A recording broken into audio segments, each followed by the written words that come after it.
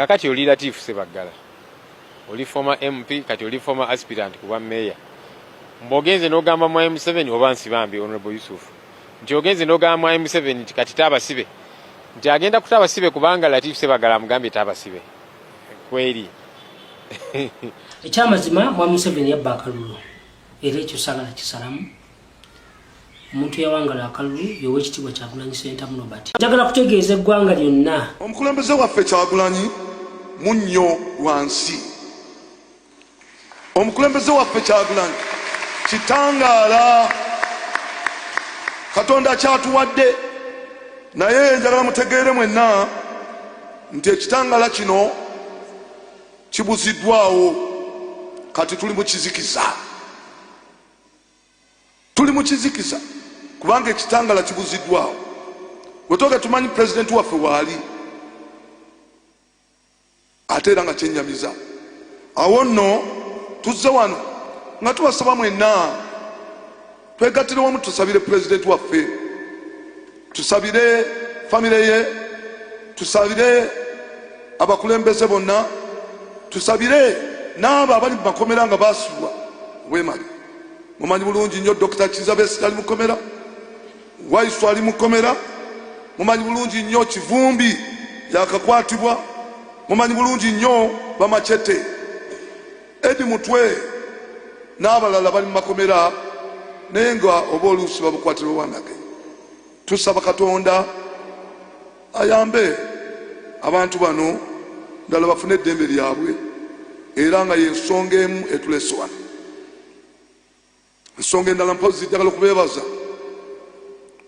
olw'okulonda mwalonda newankubadde obuwanguzi bwaffe bwabbibwa obumu ng'akalulu ka pulezidenti waffe kwakatibwamu era nga tusaba Katonda ayongere okugumya bannayuganda sirabangako kalulu kafaanananga kano kavanga mbaawo omuntu asembye ne bamuwa ekyobulubereberye gabadde maziga mu Tale Centers mwalabye pulezidenti waffe engeri gyakwatiddwamu era twongera okuvumirira ebyakoleddwa ku pulezidenti wamu ne famire ye njogera ku pulezidenti Kyagulanyi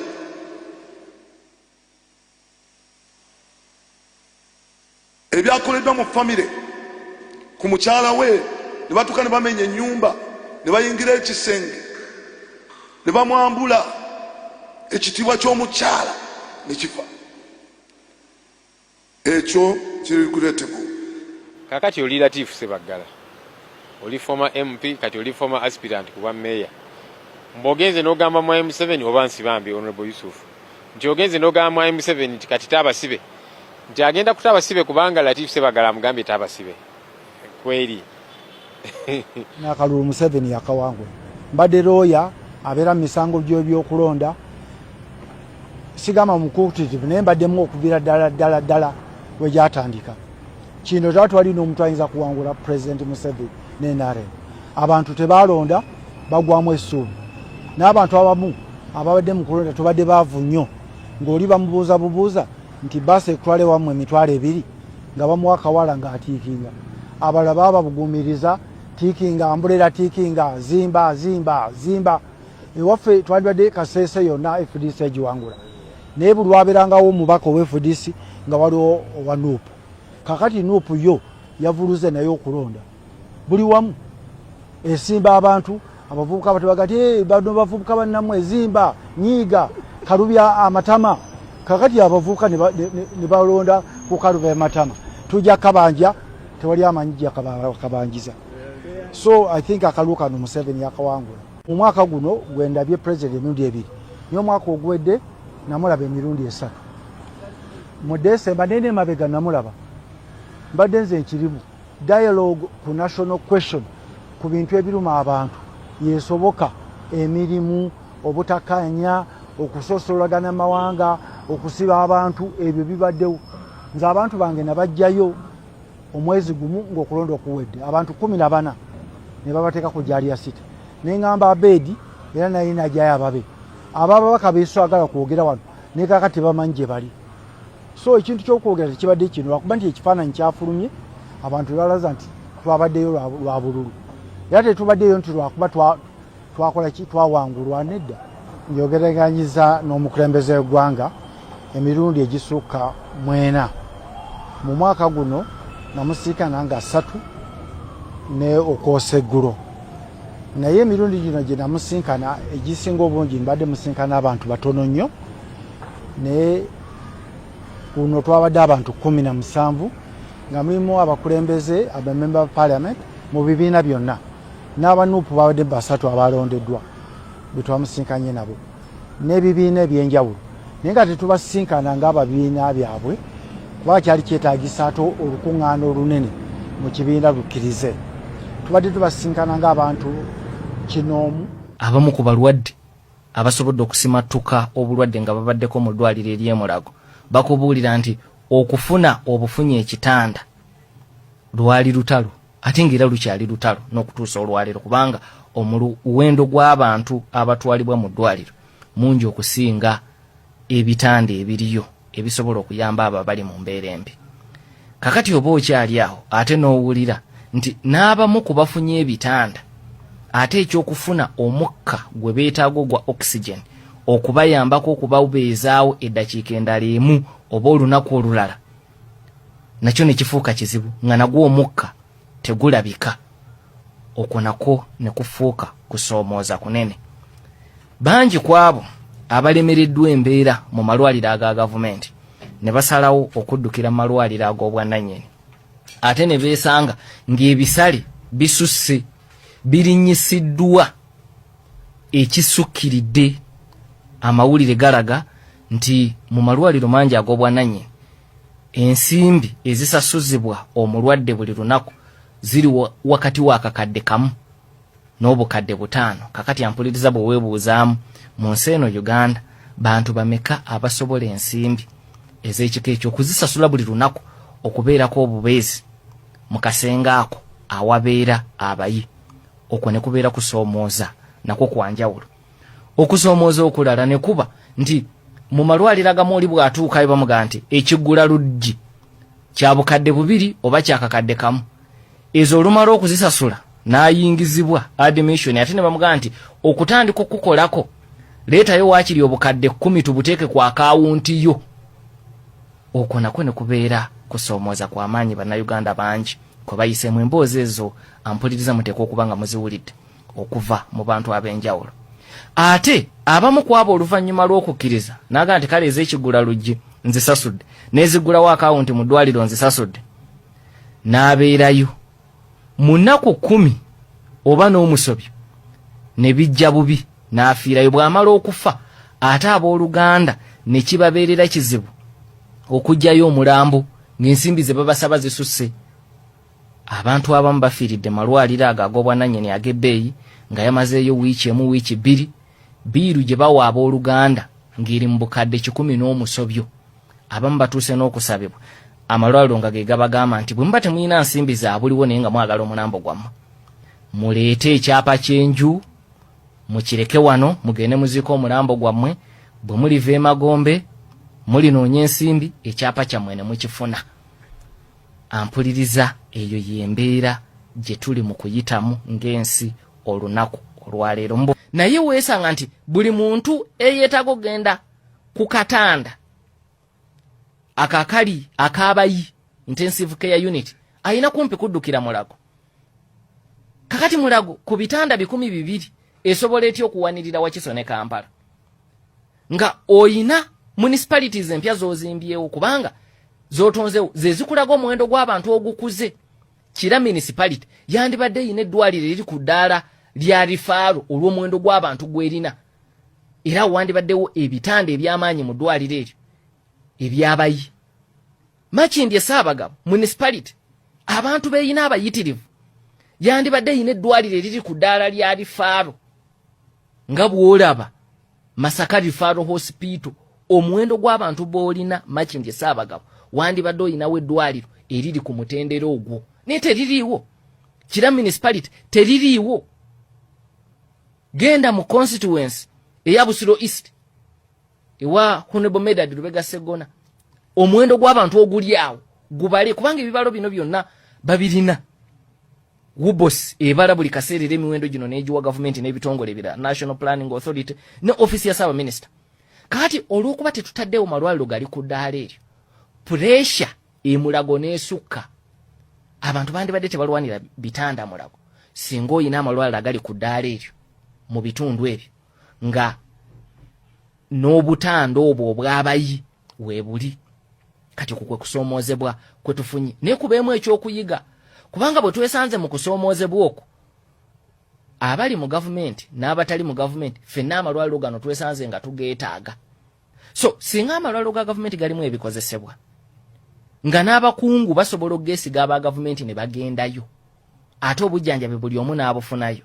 Kati kuno okuseera kubanga amalwaliro ag'obwannannyini mangi kumpi gafuuse ga kateero nga bw'olaba amawanga gali agasima amafuta ag'opeeke bwe geeyisa gatuula butuuzi ne gasalawo okulinnyisa omuwendo oba waliwo ensonga oba tewali, kubanga bebuka balina amafuta ate onookola ki? Kati na bano bwe batuula ng'abakulira amalwaliro ago ag'obwannannyini bakola ebyo kuba bamanyi toyina buddukiro.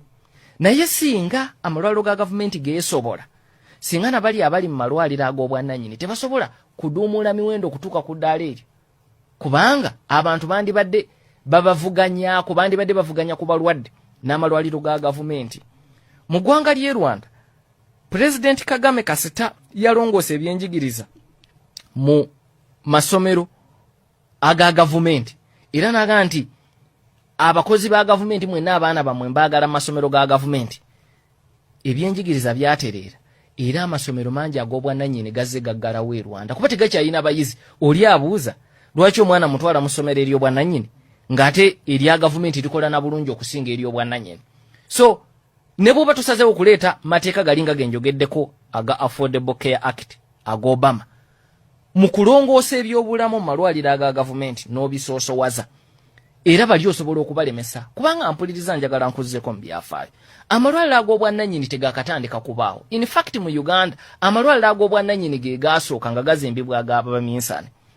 Oluvannyuma abakoloni nabo ne bazimba amalwaliro okujja okuzimba ne Mulago.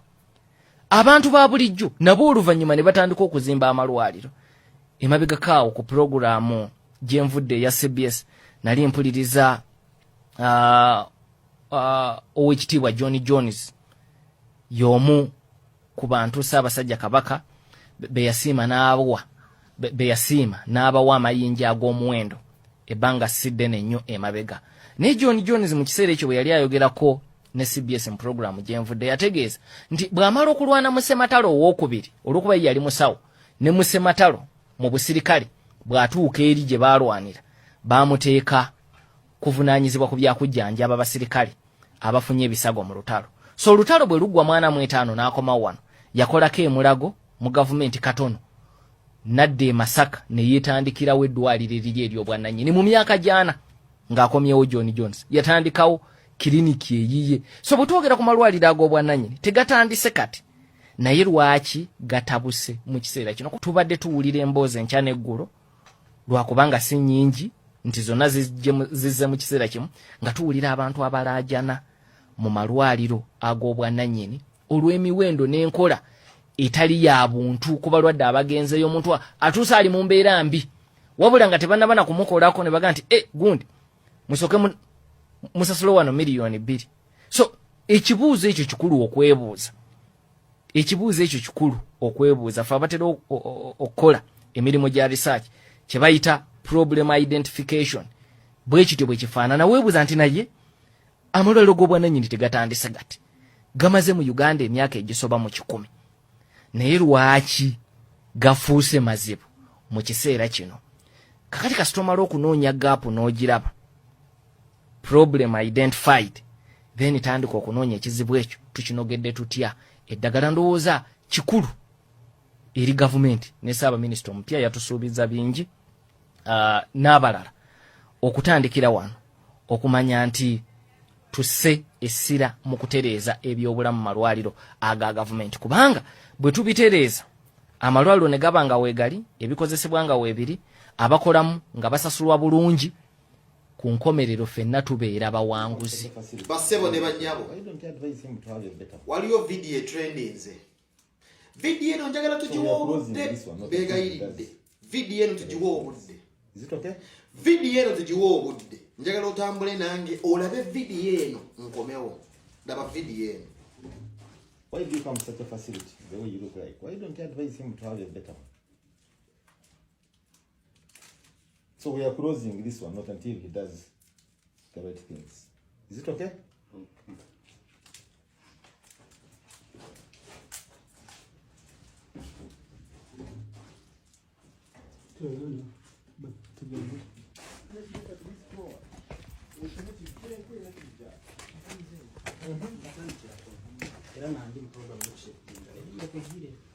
I was here last year when I had just come to Bunyoro.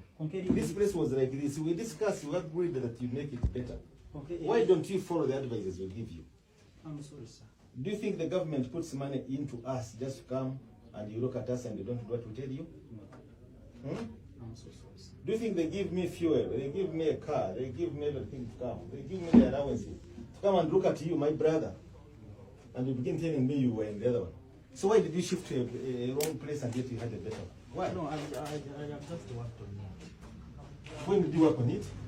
Last month. When was I here? Close to a year.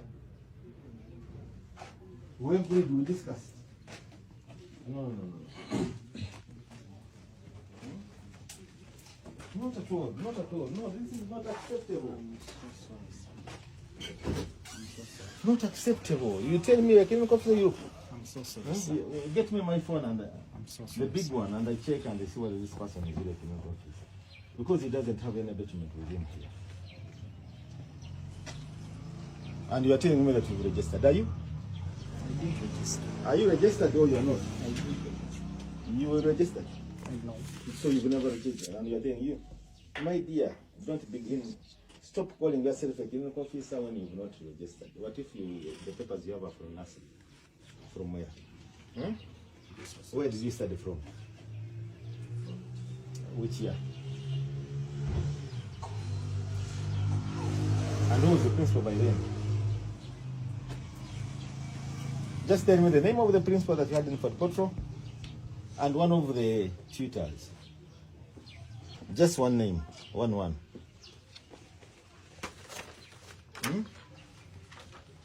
Just one. He tells me the clinical officer, is he not? That he has never registered. What proof do you have that you are?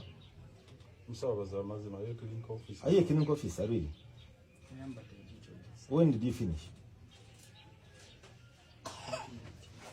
2019 up to date, you've never registered, and the clinical officer working in such a place.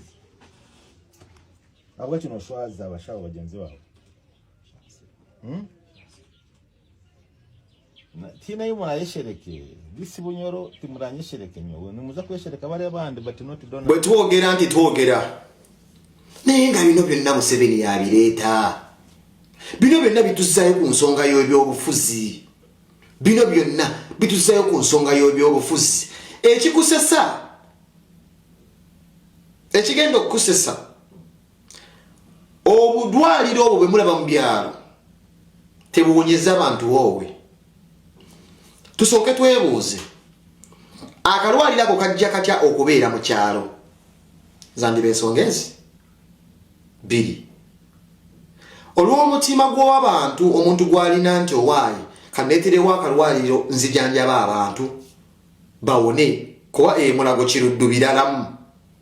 Ojja kwebuuza eddagala libadde mu kalwaliro eyo obaako alijjawa nga tuddayo ate wali mu bad governance nti mulago batunda eddagala lyatuuka lityawo mu kalwaliro akafaanana kati obubi.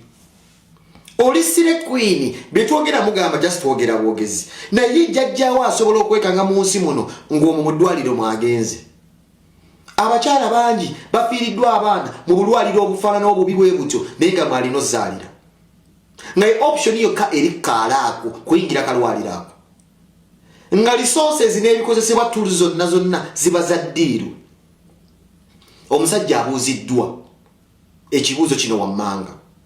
Wasomera wa okubeera medical officer mu Katonda mugulu teyasoma kuba kubanga yasoma yandibadde akulaga nti nno nasomera wane naye olw'ombeera y'obwavu eri mu ggwanga buli muntu yeeyiya naye beeyiya at an expense of other people's lives nti omuntu ajja kwambala egganduula yajje ku kyalo ng'omusawo eddagala oba lya ddiiru oba lyayitako apangepange byapanga obutanda obufaliso akwanja okwatandika okujjanjaba abantu lwabwavu oli nayingira sekita esinga okuba ddedire nga yeetaagisa obujjanjabi obuyigirize okugibeera ng'osobola okubeera ng'ogyekwekamu naye olw'obwavu omusajja najja ku kyalo ne muyita dokita nga tafunanko na bbaluwa yonna eraga nti nno dokita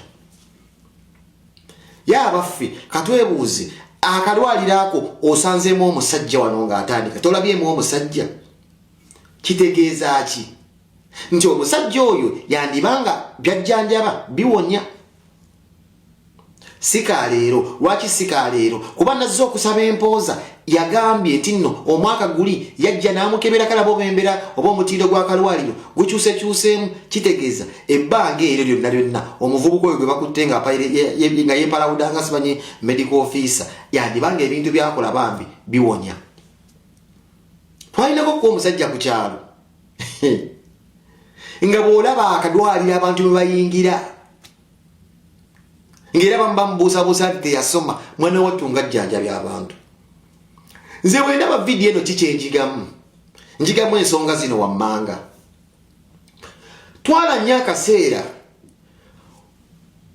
obwerespect omunauganda yenna atunula mu community ye n'agamba nze wano wendi oba wano wempangaalira ndaba tugulamu ekintu bwe kiti ne bwe kiti kankiteekewo nkuddiramu wannyo omuntu ekitiibwa atunula waabeera n'agamba wasanawo oluzzi kanduleete wasanawo akatale kankatandikewo wasanawo dispensary kuba okulwala kwa bulijjo kulina ebitema abantu balwala mbajjanjabire wano nesikkiriza kya muntu kubeera nga yagenda okubeera nga yakwata ku bantu atalina buyigirize sikyeŋŋamba naye guli omutima tusoke tugutwale kuba asinziira ku ki y'okuteekawo akalwaliro akatatuukiridde kafaanamu eyo embeera kuba naga gavumenti tegali mu mbeera nnungi ate era omulwadde oba munnansi tafunyeeyo bwenkanya naye eddagala lyolabe mu kagundi okwo oba amacupa oyinza okwekanga gaddiiru ng'omusajja oyo agafuna atya agagula kubaswako ku basawo abakola mu malwaliro ga gavumenti be bamuweereza